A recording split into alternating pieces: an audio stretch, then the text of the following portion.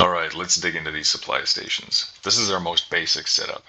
Each one of these chests is set up with a unique item type and only one item. As you can see on the info bar on the right, there is just one inserter type in each of these chests. And up here we've got some different items and some different quantities. So these are all things we want to load into this train and send off to somewhere else in the base. These are just demo items. This isn't an actual loadout. So this works by these inserters just inserting as much as they can, but this wagon is filtered per item type, so only a maximum of 4 stacks of turrets can be inserted here. Turret stacked 50, 50 times 4 is 200, which coincidentally is what we are requesting right here. Downsides to the system are you have to load a full stack. That may not be ideal for nuclear reactors or artillery turrets or whatever else.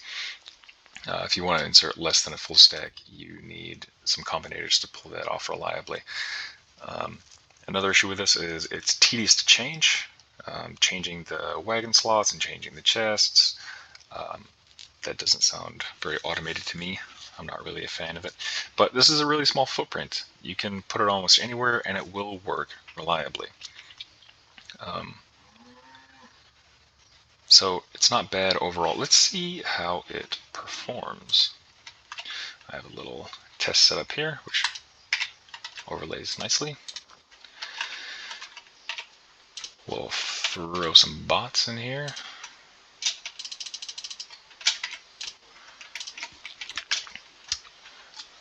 And we'll let time resume. Okay, so just before we get started, there's a couple of things here. I'm using a crude benchmarking tool, and it does not measure the time that the train is in the station. All of this is going to do is give us an average to compare against other test tracks that are set up in the same fashion. That's it. So A is our average, N is the number of times the train has passed through here. So let's see how long it takes the train to load the loadout that I have in here.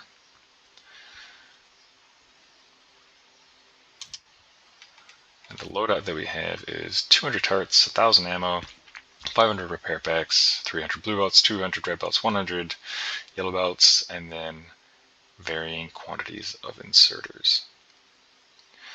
This is a little bit of a tricky load, and that's why I've chosen it. So let's see how long it takes this train to pick it up.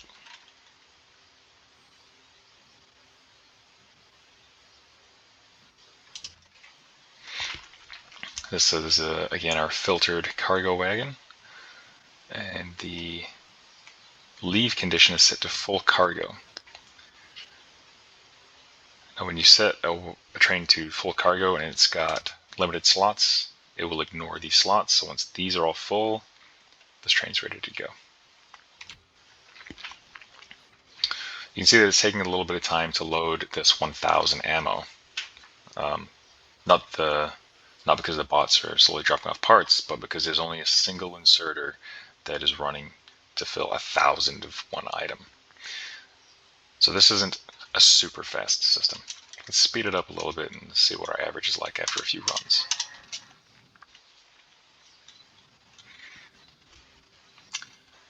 Yeah, that average isn't going to get much better.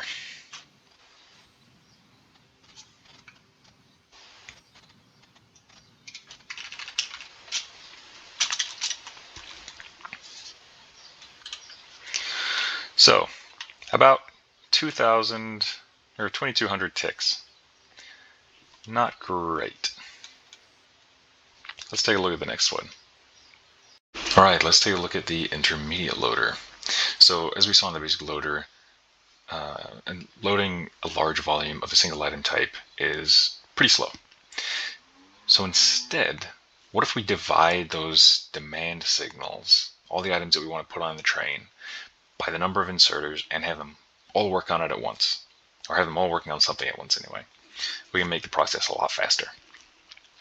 So this setup is using 3 different inserter jobs. These 6 and these 4 inserters are all connected together and they'll all work together. There are general inserters. They're going to insert the bulk of the items that we want. This inserter is a modulo inserter. he's only going to insert the items that are too few in quantity for these bulk inserters. And then we have an error correction inserter. Anything that shouldn't be on the train, or if there's too much of something, this guy's going to see it and he's going to take it off. None of these chests have been preset. They all have set requests as their circuit connection condition. And these are the requests that are being set by the circuit network. I haven't put them on there myself. All of these have max stack sizes, and the modulo inserter has a stack size of 1, and that helps to keep it from fighting the error correction inserter, since we're not setting any stack sizes yet. And the error correction inserter is set to 10, because these guys are all inserting 10. Or because there's 10 of these guys, rather. Okay, so that's the inserters. What is this? The core of almost all supply train designs are this demand signal. These are the items that we want to put on the train, and then the negative train contents. And we get that by using retrain contents on the train station, and by multiplying those train contents by -1. So when you add the negative train contents to what we want to put on there, the signals slowly cancel each other out until we have everything we want on the train. So to start with, the output signals, as you can see on the right, are going to be the full train load, because there's no train here to cancel out any of those signals. So we're going to break this up amongst the general inserters, and we do that by dividing by the number of general inserters, by dividing by 10. So our demand signal is split up amongst all of these inserters, and they will throw it all in the train as fast as they can. And then right beside that is the modulo combinator. The way that modulo works is it does the exact same thing as dividing by 10, only this one is modulo 10, and that means that anything that is left over when you divide by 10 will be picked up by this combinator. So if we take a look at some of these, the inserters, they're not evenly divisible by 10. The yellow, red, blue, purple, and green inserters are all saying an output signal of 4. The remainder, 9 yellow, 8 red, 7 blue, 6 purple, and 5 green inserters, is simply rounded off. 10 only divides into those numbers 4 times. But if we take the modulo, there's the numbers that have been rounded off. So when you divide 49 by 10, we get 4 with a remainder of 9. Very handy. And then our error correction is going to take our demand signal, and it's going to flip it upside down, make it negative. And the reason why we do that is because the filter inserters only listen to positive signals. So right now, all it is hearing is a demand signal from this constant combinator. So all of these signals are negative, but as the train fills up, we're already telling the train, or we're already flipping the train signals upside down. So now we're making them the right way up again, and the only way that this error correction inserter is going to see a positive value is if too much of any one of these items is inserted. So if more than 1,000 uranium ammo is inserted into the train, it will all of a sudden see a positive uranium ammo signal, and it will remove that. It will also remove any trash, so anything that's not contained in this demand signal, so if there's any wood, stone, coal, that'll get pulled off by the error correction inserter. Okay, so this looks like it's quite a bit more complicated than the basic station. Is it any better? Well, let's take a look. I have this handy dandy print right here that we can just stamp down, so that's good. Again, this circuit is just calculating the average so that we have a benchmark to compare to the other designs. We're actually going to make sure you are on manual and let the bots fill up the station. Oh, it's already full. Haha.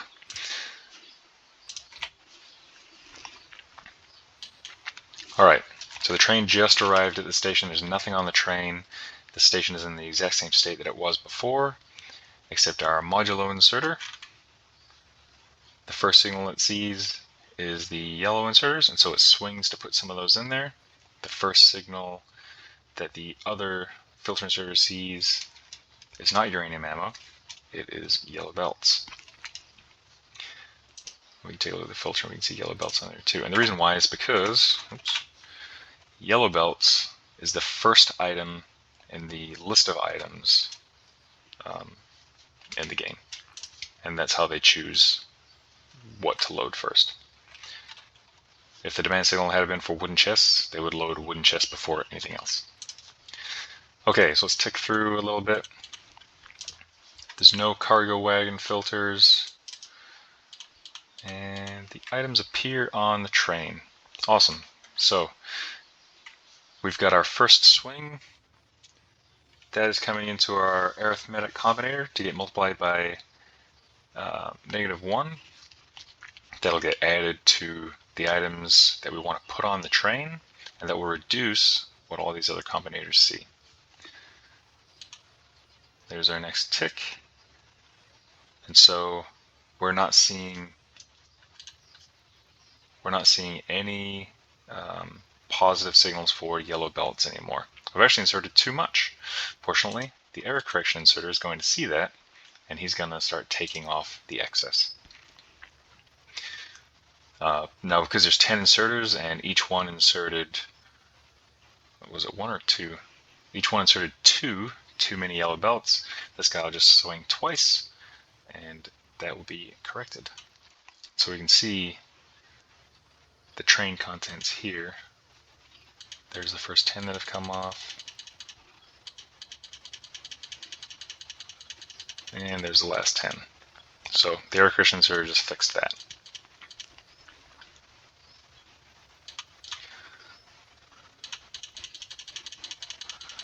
And we'll see a few more times that too many of an item will be put on the train. And that's because we're not controlling stack sizes. That's a little bit trickier, and we'll get to that a little later.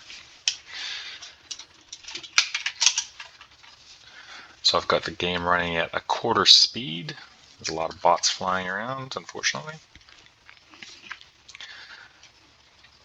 You can see the inserters are just slowly working their way through all of the items. Let's speed it up a little bit.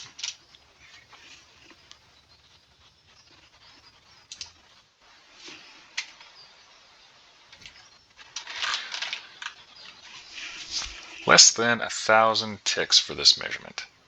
Now, if you remember on the basic loader, it's 2,218. That was the average over 5 runs.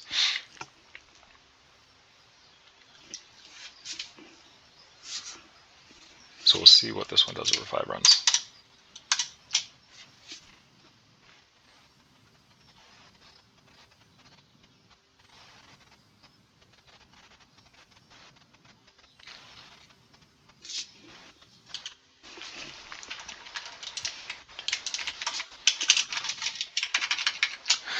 So we've got almost exactly 1,200 ticks faster. So more than twice as fast by adding just a few combinators. Not too shabby. Okay, so some of the pros of this system. Not a ton of combinators. They all fit by the station. It doesn't take up a ton of space. It's relatively simple. We can load precise quantities, not just full stack sizes.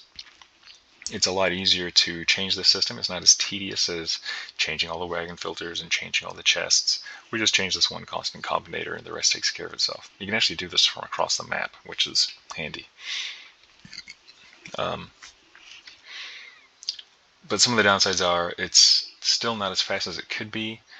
The inserters fight each other a little bit, which isn't always ideal. So I think that we can improve this a little bit further.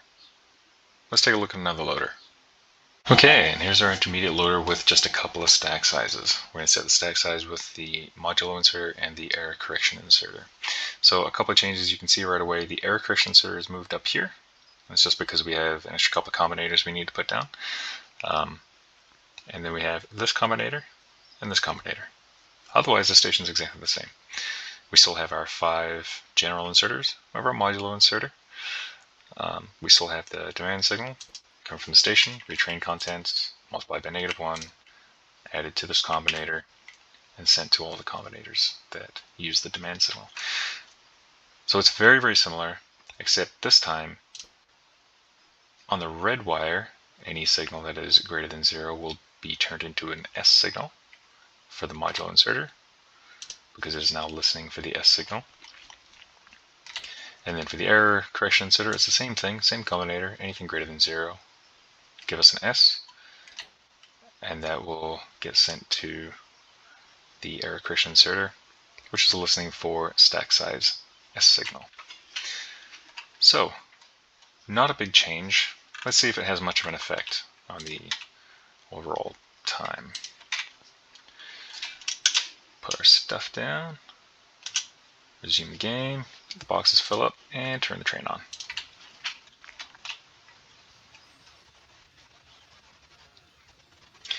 You can see that the modulo inserter is getting some weird S signals. This combinator is only getting signals from the modulo combinator.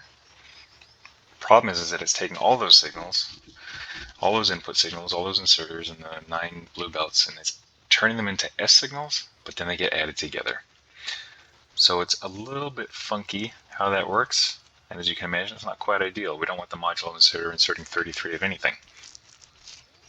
And we can get the same problem with the error correction inserter. But let's see how it works out.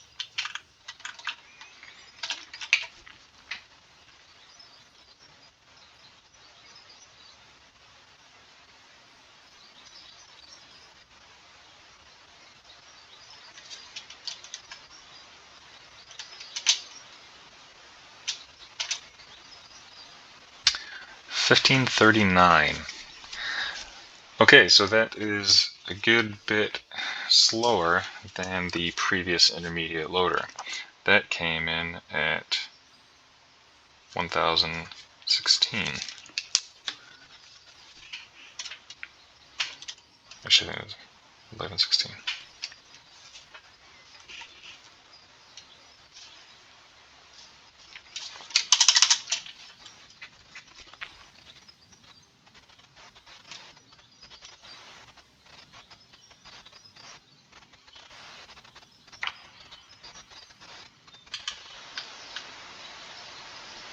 So, after 5 runs, we can see that this station doesn't really give us any benefit. And the reason why is because when we try to set the stack signal, there's too many signals coming in and they're getting added together. And this is one of the biggest problems or challenges with designing an efficient supply train station. And so we're going to address that in some of the next designs. Okay, so this is the last intermediate loader and the small stack size filter. This is kind of what we get into in the advanced loaders, using different types of filters to ensure that the inserters are only seeing one signal and they can load that signal as fast as possible before moving on to the next one. So this is still remarkably similar to the other intermediate loaders: demand signal, modulo, general inserter, and error correction inserter combinators. Just like they were before, error correction is moved back down to the bottom where he belongs. The difference, of course, is this little block of combinators here. So this block is receiving the general inserter's signal. So it's being divided by 10. It's being sent to all of the general inserter boxes, and then it gets sent to the input of these deciders. The very first decider is listening for each that is greater than or equal to S, which is our stack size signal. Output each of those. So long as it's bigger than the stack size, send it to the inserters. Right? On the green wire here, we can see it going to all the inserters. And this combinator always has S1 coming to it. Now these other combinators are listening for larger increments. So we go from 4, 8 to 12. And so if these combinators see, excuse me, if these combinators see anything, any signal that is greater than or equal to 4, 8, or 12, they will output their S input count, and that is stored in these little combinators right here, little constants. So the very first one here, S1, if we add S3 to it, that is equal to 4. And so if these two combinators decide that they have their enable condition met, so anything is greater than 8, it will output 4, and this one will do the same. Anything that is greater than or equal to 12, it will also output 4. So if we add these all up, 1 plus 3 is 4, plus 4 is 8. This one happens to be listening to the same constant combinator. 8 plus 4 is, of course, 12. So this will set the stack sizes for all of these general inserters. So let's see if this does a better job than setting the stack sizes for the error correction and modulo inserters.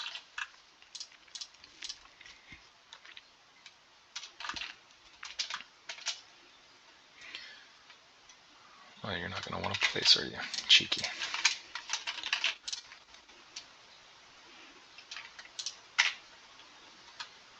Alrighty. So this stack size filter is going to be the basis for one of the advanced designs, but this is kind of a baby step towards it. Alright, let's see how this station does.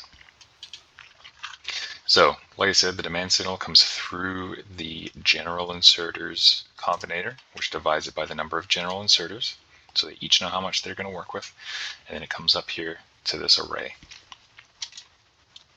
So, right off the bat, we know that 100 uranium ammo, 50 repair packs, 30 belts, etc. These are values that are all greater than 12. And so all of these combinators will be active. They'll all be outputting their S signals. So anything is greater than 12. This one is outputting 4.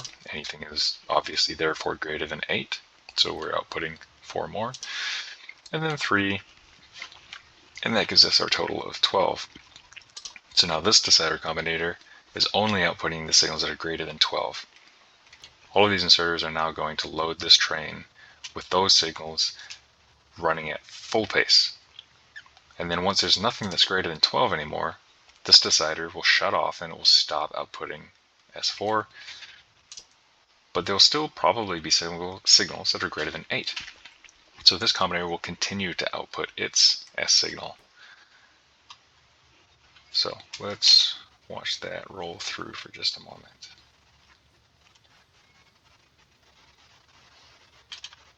And there we see it switch over. There are no more signals that are greater than 12. This combinator has shut off. There is no output. This combinator still sees tarts, red belts, and yellow belts are greater than 8, so it continues to output S4. And so the very first decider combinator is also outputting the signals that are greater than or equal to S8.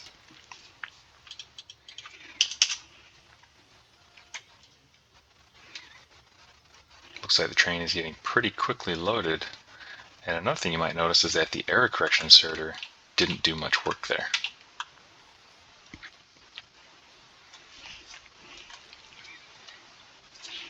So let's take a look at this one more time and watch this error correction inserter.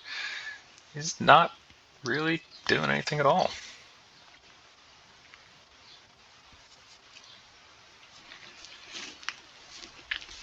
So this design is our first step towards precision loading. And as you can see, our average is also now very consistent. 955 ticks, that's an improvement over every design so far. We started at 2218 with the basic, then we went to 1016 with the first intermediate, and then we tried setting stack sizes on just the modulo and error correction inserters, and that slowed it down. The average over 5 passes was 1,116. So just to be thorough, let's get this going through 5 passes.